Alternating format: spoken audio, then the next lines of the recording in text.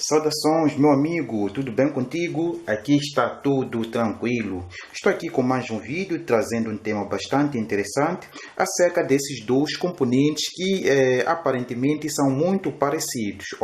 São dois componentes que normalmente aparecem na fonte primária.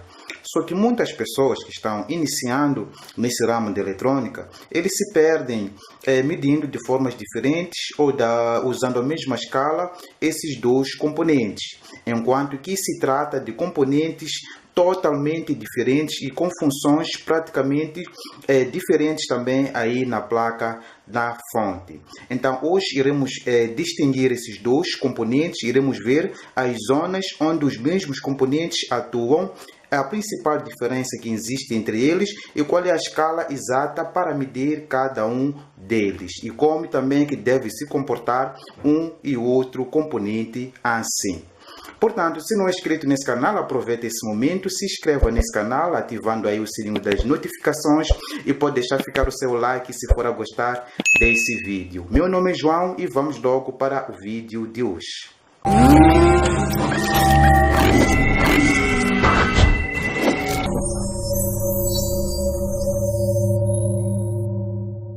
É muito normal pegar uma placa e logo no início colocarmos na escala de continuidade e irmos medindo alguns componentes que iremos encontrar dentro de uma placa-fonte. Só que, infelizmente, não são todos os componentes que devem medir da mesma forma.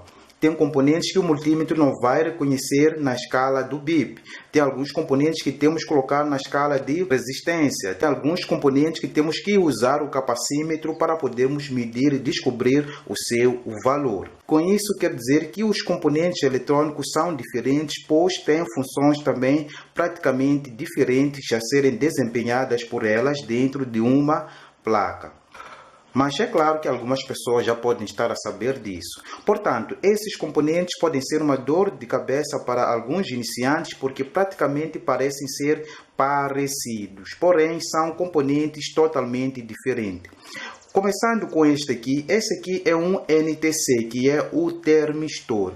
O termistor é um componente que depende da temperatura. Esse aqui é de coeficiente da temperatura negativa.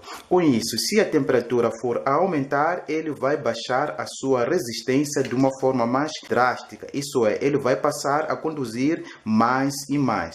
Não que agora ele não esteja a conduzir, porque se formos a medir usando a escala de continuidade, ele vai ter que bipar e obrigatoriamente ele deve bipar estando no seu funcionamento perfeito e ele é colocado em série com a fonte. Se formos a medir ele diretamente com a entrada da fonte, temos que encontrar o curto num único lado só. E vamos fazer esse teste agora. Eu vou colocar essa ponteira de prova aqui na entrada de tensão e essa preta aqui. Repare que temos o curto na entrada de tensão até aqui no primeiro pino do próprio componente. No segundo pino também temos que ter um curto. Com isso, conseguimos ver que a tensão vai partir deste ponto da entrada de tensão, vai percorrer o fusível até encontrar o termistor e daqui vai passar para o outro lado. Porém, não podemos ter o mesmo com o outro lado da entrada da tensão. Simplesmente temos que achar um caminho aqui aberto. Repare que não está mais medindo. Não está mais medindo. Mas daqui vai medir. Porque esse aqui vai ser o sentido da condução ou o sentido em que a tensão ela deverá percorrer até alimentar os demais componentes. Então já vimos aqui como medir esse mesmo componente, sempre na escala de continuidade e ele deve bipar estando em seu funcionamento. Já este outro componente aqui, ele é chamado de varistor, é um componente que é colocado já em paralelo com as duas linhas de entrada da tensão. Este aqui é um componente de proteção da mesma fonte. Embora que ele trabalha muito com o fusível. Qual é a função dele? Quando houver uma tensão de pico, uma tensão anormal, ele vai entrar em funcionamento, porque ele normalmente está agora com uma resistência bastante alta. Quando surgir uma tensão de pico, ele vai reduzir a sua resistência, nesse caso o valor da sua resistência interna, criando curto nas duas linhas, obrigando, nesse caso, o fusível a romper. Então, ele serve para proteger os demais componentes aqui, queimando o fusível em caso de surtos de tensões. Com isso, na escala de continuidade, ele vai sempre se comportar como um circuito aberto. Porém, não que ele esteja ruim, ou queimado, ou aberto, ou com fuga, não. Ele sempre vai medir como se fosse um circuito aberto. Com isso, ele não vai medir nada nos seus terminais, ainda estando bom. Se conseguirmos detectar algum valor aqui, de 150, 200, 300, significa que a sua resistência já está em jogo, a sua resistência está baixa e ele está comprometido. Com isso, se formos a ligar essa placa, teremos o fusível batendo sempre por causa dele. E daí já teremos que trocar, colocando um outro varistor com as mesmas características e capacidades. Se formos a medir as pinagens dele, com esses pinos aqui da entrada da tensão, temos que encontrar um curto de cada lado. Isso é, eu vou colocar aqui essa ponteira de prova na entrada e essa preta aqui não tem nada. Colocando aqui, temos um curto. Então, temos uma tensão direta que sai daqui e passa diretamente desse mesmo componente. Vou testar agora no outro lado, colocando aqui. Para o outro lado, também temos a tensão ou a continuidade direta passando sobre esse mesmo componente.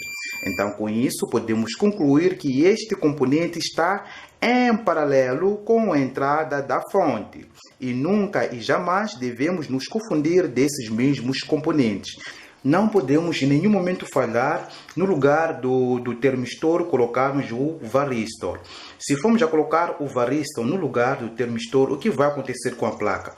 Se formos a ligar ou a conectar aqui o cabo de power, a TV ou a placa ela não será sustentada, porque o varistor ele não vai conduzir de uma forma direta a tensão para sustentar os demais componentes. Ele vai simplesmente se comportar como um circuito aberto, não sustentando os demais componentes. E se formos a falar no lugar do varistor, colocarmos o termistor, teremos o curto diretamente aqui. Vamos ter um curto direto e teremos a fonte ela estourando constantemente o fusível, porque teríamos causado um curto logo na entrada da tensão alternada.